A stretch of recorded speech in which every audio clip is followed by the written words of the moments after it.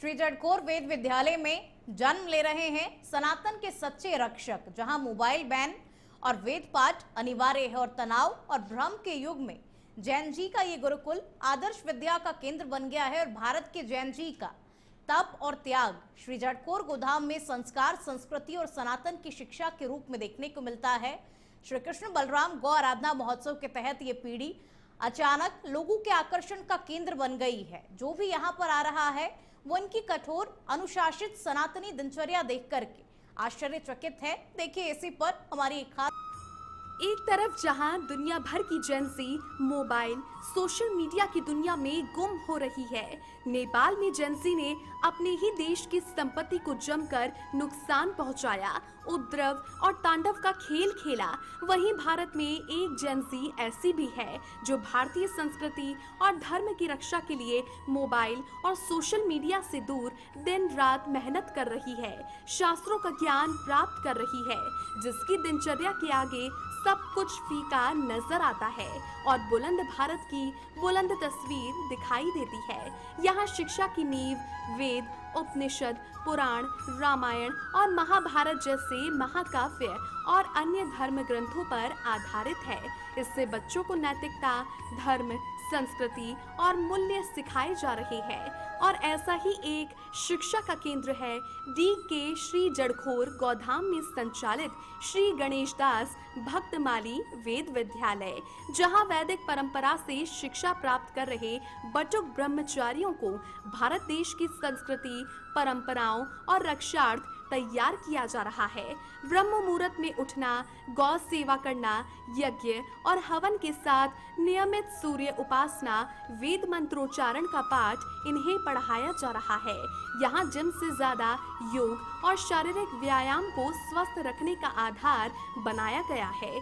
संस्कार युक्त वेदों पर आधारित शिक्षा यहाँ दी जा रही है, जहाँ सप्तवर्षीय पाठ्यक्रम के तहत यहीं श्री जड़खोर गोधाम में ये बच्चे रहते हैं। इन्हें बटुक ब्रह्मचारी बोला जाता है।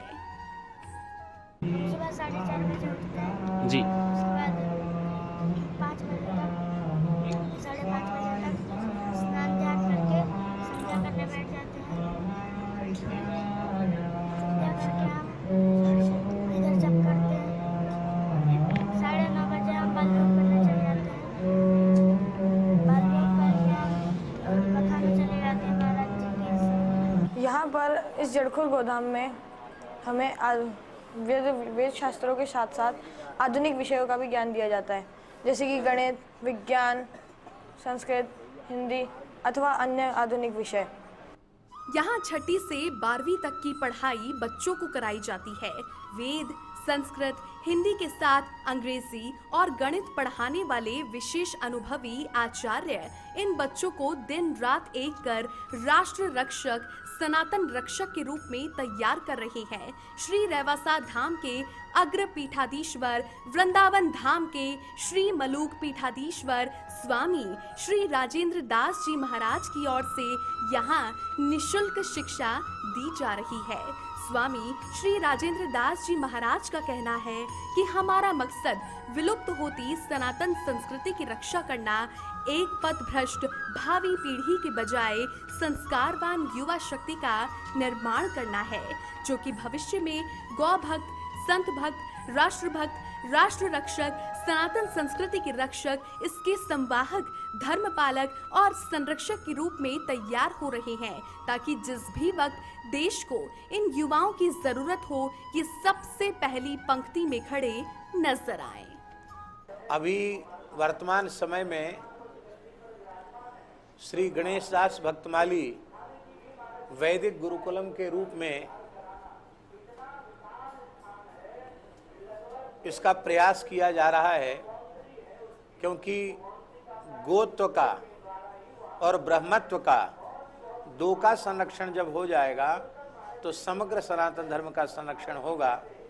तो यह एक वैदिक शिक्षा के माध्यम से हमारा मूल ग्रंथ जो है वो नित्य सिद्ध अनादि अपौरुषेय वेद है।